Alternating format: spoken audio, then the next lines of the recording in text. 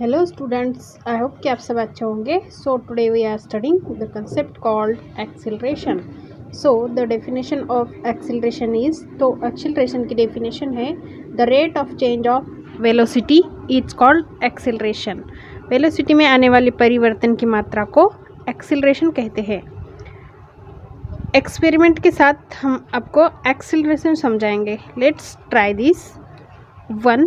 Take a 1 meter long plastic tube and cut it lengthwise into 2 halves. 1 metre की लंबी plastic pipe लो और उसको half size में cut करो। दूसरा है, take 1 of the channel shape pieces. एक पाइप का टुकड़ा लो, place 1 of its end on the ground. Pipe का एक टोक ज़मीन पर रखो and hold the other at some height from the ground as shown in figure। और उसका दूसरा टोक ज़मीन से थोड़ी ऊंचाई पर रखो जैसा डायग्राम में दिखाया है। तीसरा है, take a small ball and release it from the upper ends of the channel. एक छोटा बॉल लो और उसको ऊपर के टोक में से छोड़ दो।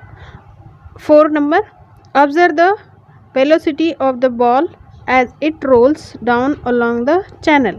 और ऑब्जर्व करो वेलोसिटी उस बॉल की जब वो बॉल पाइप में से घूमते हुए नीचे आ रहा हो। 5. Is its velocity the same at all points. क्या उसकी वेलोसिटी सेम है पूरे पॉइंट में? तो आंसर इज नो। तो आंसर है नहीं। Because the velocity change at different points, क्योंकि वेलोसिटी बदलती है अलग अलग पॉइंट पे। 6 है, observe how the velocity change as it move from the top through the middle. Observe करो कैसे वेलोसिटी चेंज होती है ऊपर से बीच में आते हुए एंड टू द बॉटम, और बीच में से नीचे के टोक पे आते हुए। So answer is velocity change at different points. तो आंसर है वेलोसिटी चेंज होगी अलग अलग पॉइंट पे। First, it is 0 at initial position. शुरुआत में बॉल की वेलोसिटी 0 होगी। After its velocity increase and it is 0 eight other and. बाद में उसकी वेलोसिटी बढ़ती है और फिर से 0 हो जाती है उसके दूसरे टोक पर। You must have all play on a slide in a park. तुम सबने पार्क में घसरगुंडी तो खेली होगी। You know that while sliding down the velocity is less at the top. तुम्हें पता होगा कि जब हम घिसरते हैं तो शुरुआत में वेलोसिटी कम होती है। It increase in the middle and becomes 0 toward the end. और वेलोसिटी बीच में बढ़ जाती है और फिर से 0 हो जाती है जब हम एकदम नीचे आ जाते हैं। तो formula of acceleration, acceleration is equal change in velocity upon time. If the initial velocity is u and in time t it change to the final velocity v।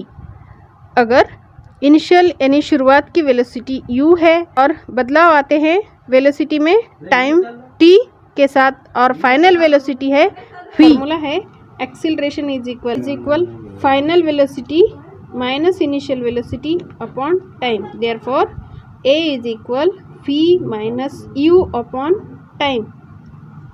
If the velocity of an object change during a certain time period.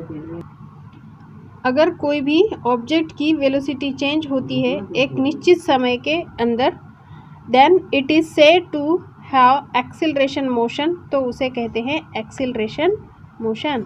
There is 2 types of acceleration. तो 2 तरह के acceleration होते हैं।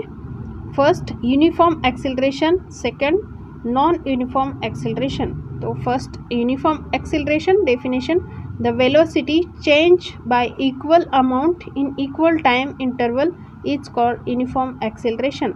Velocity change हो रही है समान मात्रा में एक निश्चित समय के अंदर, उसे यूनिफॉर्म एक्सीलरेशन कहते हैं।